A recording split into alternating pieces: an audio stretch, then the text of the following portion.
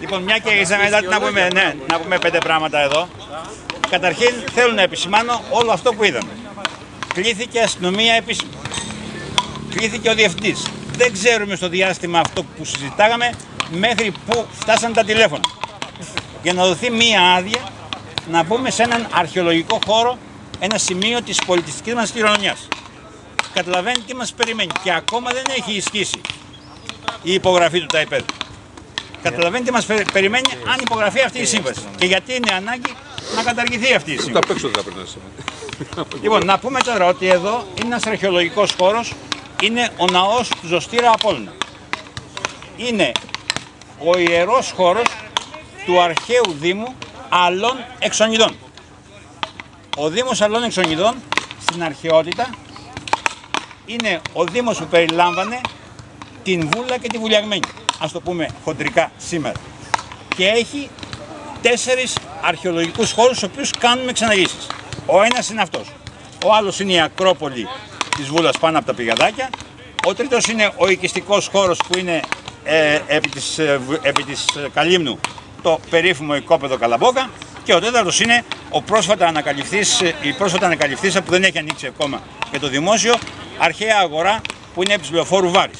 Ο πέμπτος, που είναι και τελευταίος, είναι κάτω από το έδαφος του καφετέριας Νότος.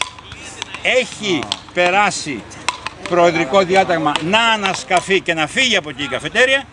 Παρότι το προεδρικό διάταγμα ισχύει, δεν έχει ακόμα γίνει η έξοδος της καφετέριας για να αρχίσουν οι ανασκαφές, γιατί εκεί πιθανολογεί η αρχαιολογική υπηρεσία ότι ήταν το λιμάνι, το αρχαίο λιμάνι της Βούλας. Εδώ λοιπόν είναι το ιερό, ας το πούμε έτσι. Ήταν, όπως καταλαβαίνετε, μια φιλοσοφία που είχαν οι αρχαίοι να έχουν αλλού την οικιστική τους έκταση, αλλού τις αμυντικές εγκαταστάσεις, αλλού τα ιερά, αλλού τις εμπορικές δραστηριότητες. Είχαν ένα σύστημα πολεοδόμησης διαφορετικό. Εδώ λοιπόν είναι τα ιερά. Ο ναός αυτός είναι του Ζωστήρα Απόλλωνα. Λέγεται έτσι γιατί σύμφωνα με μύθο, δεν είναι τεκμηριωμένο ιστορικά, η Λιτός, η οποία είχε ερωτική σχέση με τον Δία, κυνηγημένη από την Ήρα, έφτασε εδώ στο σημείο αυτό και γέννησε τον Απόλλωνα πετώντας την ζώνη της Ζωστήρα της θάλασσας. Και από εκεί λέγεται, επαναλαμβάνω είναι μύθος, δεν είναι τεκμηριωμένο ιστορικά, λέγεται ότι πήρε ο ναός αυτός το όνομά του. Τώρα θα πούμε λίγα στη διαζώση από ό,τι καταλαβαίνω. Είναι ναός δωρικός, όπως βλέπετε, οι βάσεις του πατάνε στο έδαφος, περίπτερος, με 6 κύονες στην μεγάλη πλευρά και 4 κύονες στην άλλη. Είχε 2 σειρές κύονων. Εδώ μπροστά αυτό που βλέπουμε είναι η θυμέλη, δηλαδή είναι ο βωμός.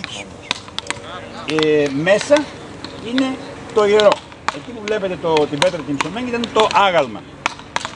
Γινόντουσαν λοιπόν εδώ οι θυσίες και μετά, όχι όλοι, οι ελεύθεροι πολίτες, μόνο άντρες και ελεύθεροι πολίτες, είχαν το δικαίωμα να μπουν στο ιερό και να προσκυνήσουν το ιερό άγαλμα. Εδώ γινόταν οι θυσίες. Δεν είμαστε ελεύθεροι πολίτες, εδώ δεν έχουμε αυτό το δικαίωμα.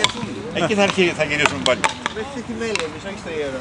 Εδώ λοιπόν γινόντουσαν οι θυσίες, ψινόντουσαν και τα κρέατα, τρώγανε πριν πάνε μέσα οι ελεύθεροι πολίτες της αρχαίας Αθήνας και ό,τι απομεινάρια μένανε από τα φαγητά αυτά τα παίρνανε οι δούλοι οι οποίοι δεν είχαν δικαίωμα να πάνε μέσα και πεινάγανε. Όταν λοιπόν γινόταν αυτή η διαδικασία και τσακωνόντουσαν οι δούλοι ποιος θα πρωτοπάρει κάποια από τα απομεινάρια να φάει, βριζόντουσαν μεταξύ τους και αυτές οι βρισχές λέγονται βομολοχίες. Από εκεί βγαίνει η λέξη βομολοχία. Είναι οι βρισχές που κάνανε γύρω από τους ναούς, από τους βωμούς, οι δούλοι, στην προσπάθειά τους να τσακωθούν και να πάρουν τα... Το συνθετικό λοχεία. Ναι, το συνθετικό είναι βωμός και λόχος, η σειρά. Έτσι. Έτσι λοιπόν είχαμε εδώ το ναό, είναι ένα από τα σοβαρότερα και από τα αξιολογότερα μνημεία της Αττικής. Όπως λέει η αρχαιολογική ιστορία, στα εκτός του άστεως μνημεία. Δηλαδή αν αφαιρέσουν τα μνημεία της Ακρόπολης και γύρω από την Ακρόπολη, από τα σημαντικότερα μνημεία είναι Αυτό. Δίπλα ακριβώς, αν θέλετε μπορώ να πάμε να το δούμε τώρα, έξω από την Αστέρα αυτό, είναι ο χώρος όπου έμεναν οι ιερείς και οι επισκέπτες στις γιορτές που γινόταν κάθε Σεπτέμβριο για την προστιμήν του Ζωστήρα Απόλλωνα. Υπάρχει ένας χώρος όπου ήταν οικίματα, όπου ήταν χώροι διαμονής και διατροφής των επισκεπτών, γιατί ήταν μεγάλες, ήταν γνωστές οι γιορτές στην αρχαιότητα, ερχόντουσαν μέναν 3-4 μέρες και οι ιερείς βέβαια οι οποίοι μένανε μόνιμα. Λοιπόν, αυτά κατενοώ. Επαναλαμβάνω ότι είναι σημαντικό για μας να το προασπίσουμε. Γιατί πραγματικά, όπως μας είπε και ο γραμματέας του Σωματείου Εργαζομένων, με το μνημόνιο που υπογράφηκε είναι μέσα και ο χώρος αυτός. Και καταλαβαίνετε, αν γίνει αυτό σε αυτόν τον αρχαιολογικό χώρο, ανοίγει και ένας δρόμος πλέον και επίσημα να πουλιέται η πολιτιστική κληρονομιά. Έλα ρε, μα εκτός αρχαία έχουμε γι' αυτό κάνεις έτσι. Λοιπόν, πάμε. Σας είπα ότι αναγκαστήκαμε να αφήσουμε το πανό και την τουντούκα, κυρίως λόγω των εργαζομένων.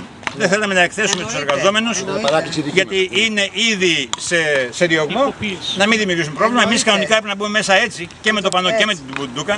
Έτσι έπρεπε να μπούμε μέσα. Το απίστευτο είπανε να μην μοιραστούν και φυλάδια στους πελάτες. Μας πήραν αστυνομία, να μην μοιραστούν φυλάδια. Καταλαβαίνετε τι όρους βάζουν. Πρέπει να το ξανακάνουμε. Πρέπει να το ξανακάνουμε. Καμερόπαλα πρέπει να Σήμερα είμαστε με τους εργαζόμενους.